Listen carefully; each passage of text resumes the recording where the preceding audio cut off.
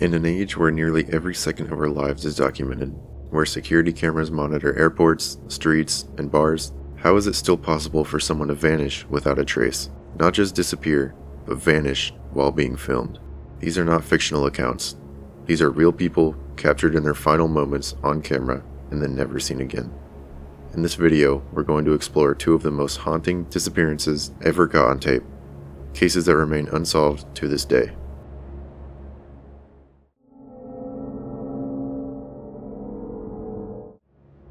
Lars Mittank was born on February 9, 1986, in Itzehoe, a quiet town in northern Germany. He was known as a kind, laid-back guy, not particularly rebellious or reckless, just a normal, friendly young man in his late 20s. He lived at home with his mother, Sandra Mittank, after the loss of his father and worked as a technician. By all accounts, he was grounded and responsible. His one big passion? Football. He was a devoted fan of the German club Werder Bremen, a detail that, strangely, might have played a small role in what would happen to him later. In June of 2014, Lars decided to take a vacation with 5 friends to Golden Sands, a popular beach resort town along the coast of Bulgaria. The trip was a standard European guy's getaway: warm weather, cheap drinks, clubs, and relaxation. Everything seemed fine, until one night, things took an unexpected turn. At some point during the trip, the group went to a local McDonald's, but Lars wasn't feeling it. He told the group he wanted something different, and split off to eat on his own. It was during this brief separation that something happened, something no one in the group witnessed. According to Lars, he got into an argument with a group of men, reportedly Bayern Munich supporters, rival fans to his beloved Werder Bremen.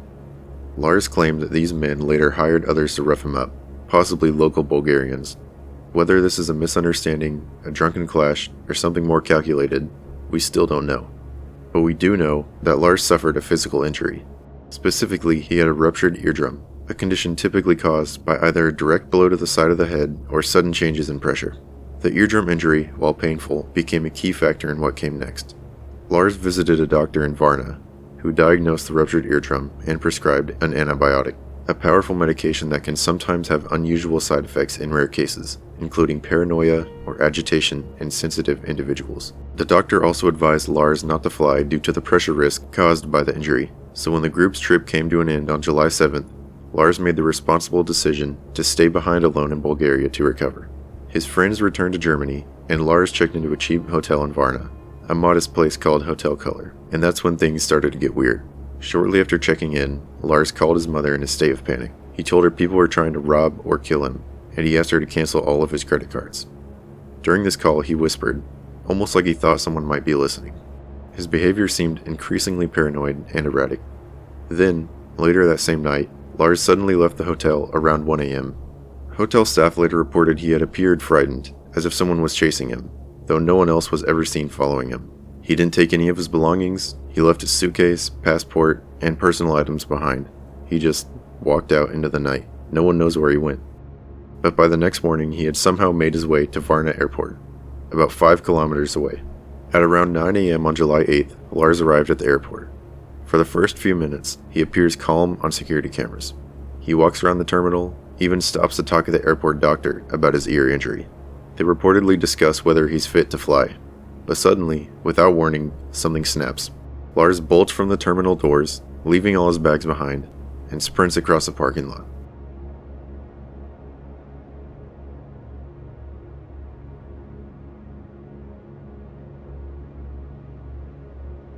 He's seen running along the airport perimeter, then vanishing into a dense patch of forest beyond the fence.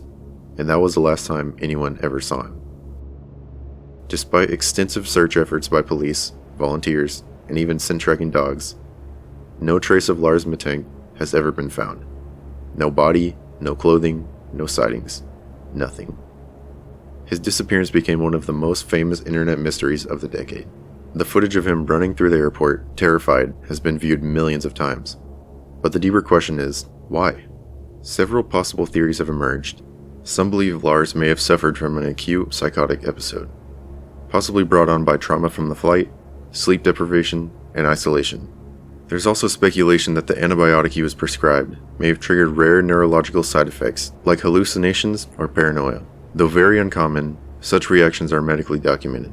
Combined with being in a foreign country, in pain, and all alone, this might have been enough to send his mind spiraling. Others believe Lars may have been drugged, either during the alleged fight or later while at the hotel. There were reports of organ trafficking rumors circulating in Bulgaria at the time, though these remain largely unsubstantiated. Still, some find it suspicious that a healthy young man, visibly afraid for his life, could vanish so thoroughly in a populated area without leaving behind a single clue. A less popular theory is that Lars may have chosen to disappear, walking away from his old life entirely. But this raises more questions than it answers. Why leave behind everything, including his ID, and why flee into the woods in a state of panic? There's no known history of depression or suicidal thoughts, and no motive. Lars's mother, Sandra, has never stopped searching. She kept his name alive through interviews, missing persons networks, and social media. Several tips have come in through the years, people claiming to see someone resembling Lars in places like Canada or the Netherlands, but none have ever been confirmed. To this day, Lars Mittank remains officially missing, and that 20-second CCTV clip remains one of the most haunting final images of a person ever recorded. Not because of what we see, but because of what we'll never know.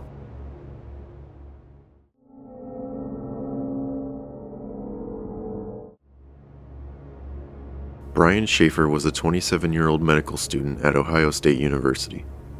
He was smart, well-liked, and known for his dry sense of humor. He had a serious relationship with a woman named Alexis and seemed to have a promising future.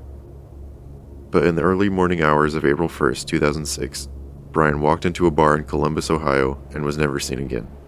This is security footage of Brian arriving at the Ugly Tuna Saloon, a bar located on the second floor of a now demolished entertainment complex. He walks in with two friends, Clint Florence and Meredith Reed. They take the escalator up and enter the bar. Earlier that evening, Brian had been out celebrating the start of spring break. His mother had recently passed away from cancer, and friends say he seemed emotionally distant, but still wanted to blow off some steam. The night began at a few campus bars, and by the time they reached the Ugly Tuna around 1:15 a.m., the group had already had several drinks. According to Clint and Meredith, Brian seemed a little tipsy, but not out of control. At 1:55 a.m., the cameras catch Brian outside the bar, near the top of the escalator, talking to two women. He seems calm, casual, there's no sign of anything unusual. Then Brian steps back inside. That moment, just a few seconds of ordinary-looking footage, is the last time anyone has ever seen Brian Shaffer. When the bar closed at 2 a.m., Clint and Meredith looked for Brian. He wasn't in the bathroom, he wasn't waiting outside, and he hadn't returned their texts or calls. They assumed that he had left early, maybe to go home or meet someone, but the next morning, Brian's phone was off. He didn't show up at home. He didn't make a scheduled flight to Miami with Alexis, and he didn't call anyone. He was officially reported missing, and the search began. Investigators went through all the security footage from the bar and the surrounding area. The complex had only one public entrance, the escalator and front door Brian had entered through, and that entrance was monitored by a single camera. They reviewed hours of footage, frame by frame, but Brian had never appeared leaving, not through the front, not alongside his friends, not disguised. It's like he vanished inside the bar. This strange camera-based timeline launched countless theories, some realistic and some wildly speculative. Let's break down the ones that investigators have seriously considered. Number 1. He left through a back exit. The most logical theory is that Brian slipped out through a service exit. The bar did have an emergency or staff-only door in the back, which led to a construction area. This zone was dangerous, unlit, and had no cameras. Investigators think it's possible Brian wandered into that space, fell, or was injured, maybe fatally. But there are problems with this theory. The area was searched extensively with cadaver dogs, and nothing was found. It would have been dark, confusing, and not an obvious exit, especially for someone who was intoxicated. Brian was wearing flip-flops, which would have made navigating construction debris dangerous. Still, it remains the official explanation police lean towards, not because it's perfect, but because it's the only one that could explain the lack of footage. Number 2. He never left the bar. Some have speculated that Brian never left the Ugly Tuna alive, and that something happened inside. Could he have been attacked? Could staff or patrons have been involved? There's no public evidence of a struggle, and no witness ever claimed to see him hurt.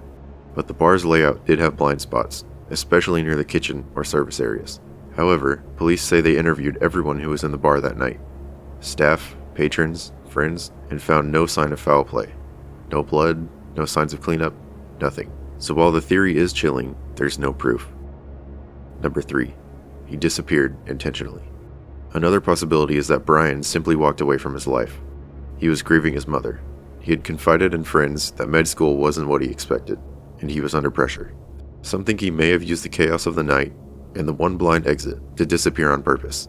But again, this has serious holes. He didn't bring a bag, ID, or money. He had no known reason to leave Alexis. In fact, he was planning to propose. And perhaps most importantly, he never contacted anyone. In nearly 2 decades, not a single verifiable sighting has surfaced. After Brian's disappearance, something strange happened.